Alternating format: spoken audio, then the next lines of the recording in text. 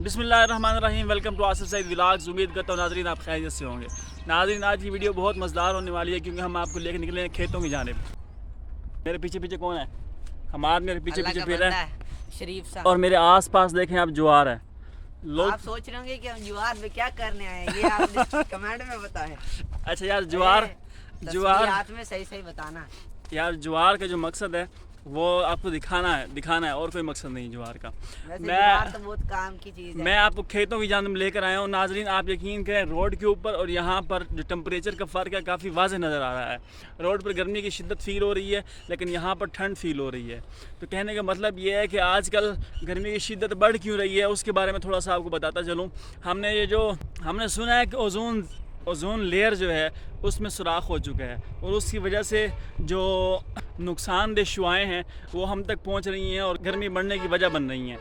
और दूसरी वजह जो है इसकी, हमने सोलर प्लेटें लगाना शुरू कर दी हैं जो शुआओं को कैच करती हैं, खींचती हैं, अपनी तरफ अट्रैक्ट करती हैं, जिस वजह से भी गर्मी की शिद्दत बढ़ रही है।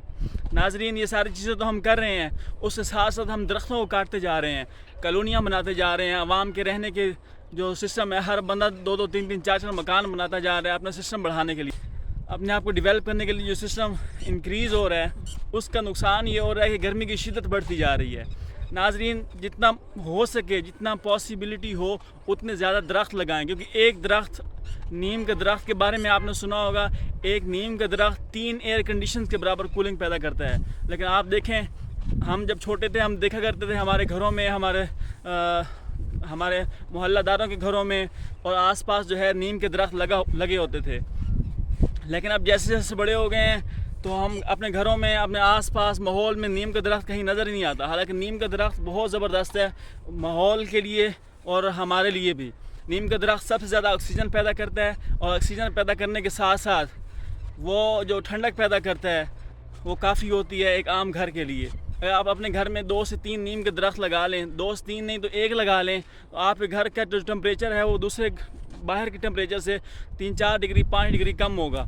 अगर आप ये तजर्बा कर सकते हैं तो करके हमें ज़रूर बताएं। इंशाल्लाह हम आने वाली वीडियो में एक दो दरख्त लेकर अपने आसपास मोहल्ले में ज़रूर लगाएंगे और आपको वीडियो भी दिखाएंगे। जी नाज़रीन इस वक्त हम आए हैं कपास के पौधों की तरफ।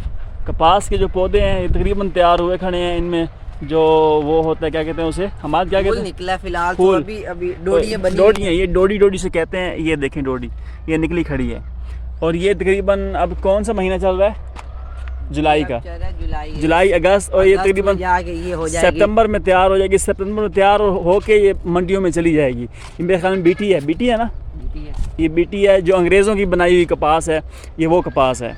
नाजरीन हम जब छोटे थे तो हम देखा करते थे कि शदीद सर्दियों के दिनों में धुंध पड़ रही होती थी और ये जो कपास है ये चुनी जा रही होती थी, औरतें हमारे घर के सामने से चुन कर जाती थी। लेकिन जैसे हम बड़े हुए हैं तो ये हवा का और जो माहौल का हेर फेर हुआ है, तो आप ये देखें कि अगस्त और सितंबर में जाकर ये अब कपास की काश्त जो है ख़त्म हो जाती है। गंदम हम जो है जून जुलाई में जाकर काटते थे, अगस्त के महीनों में जाकर कटती होती थी, और अब जो है मार्च अप्रैल में गंदम की कटाई हुए घरों में आ जाती है। नाज़रीन ये खेतों की ज़मीन की जो पैदावार है वो कम और ज़्यादा होने की वजह यह है कि खादों और स्प्रे का जितना ज़्यादा इस्तेमाल किया गया है, पेस्टिसाइड्स का जितना ज़्यादा इस्तेमाल किया गया है, फर्टिलाइज़र्स का जो इस्तेमाल किया गया है, उस वजह से ज़मीन की जो है ये तब्दीली आई है। ज़मीन जो ज़रखेज़ हुआ करती थी, अब जो साल का जो उसकी वो रेशो होती थी पैदावार की, वो भी कम हो गई है। तो ये चीज़ें हमने इस्तेमाल करके वक्ती तौर पर फ़ायदा तो उठाया है, लेकिन इसका नुकसान जो हुआ है वो ऐसा वाज़ेह हो रहा है। आप सल्लल्लाहु अलैहि वसल्लम का फरमान है कि क़यामत जब नज़दीक आएगी तो हर तरफ जो है कहत साली का आलम होगा। गंदम और ये सारी चीज़ें जितनी भी पैदावार की हैं ये कम हो जाएंगी। और सऊदीया के बारे में है कि सऊदीया सरसब्ज़ नहीं था, वो सरसब्ज़ हो जाएगा, और हमारे जो सरसब्ज़ इलाके हैं ये क्या हो जाएंगे, वीरान हो जाएंगे, ये सहरा का मंजर पेश करने लग जाएंगे।